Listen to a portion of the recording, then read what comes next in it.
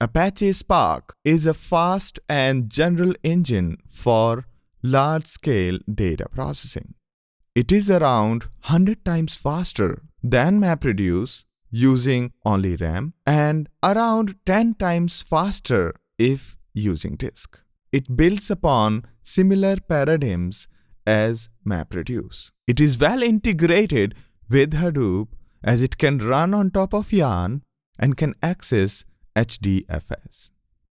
A cluster resource manager or resource manager is a software component which manages various resources such as memory, disk, CPU of machines connected in the cluster.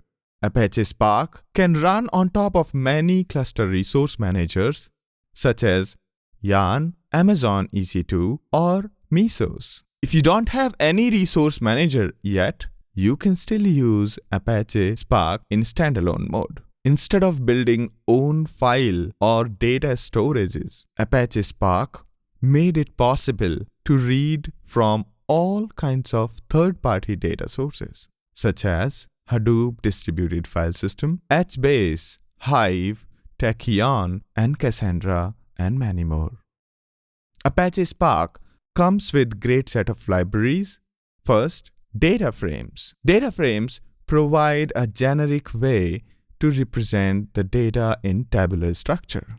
The data frames make it possible to query data using R or SQL instead of writing tons of code. Streaming library makes it possible to process fast incoming streams of used data using Spark. MLlib is a very rich machine learning library. It provides very sophisticated algorithms which run in distributed fashion. GraphX makes it very simple to represent huge data as a graph. It provides library of algorithms to process graphs using many computers. Spark and its libraries can be used with Scala, Java, Python, R, and SQL. Only exception is GraphX, which can only be used with Scala and Java. With these set of libraries, it is possible to do ETL, machine learning, real-time data processing, and graph processing on big data using Apache Spark. We will cover each component in details as we go forward.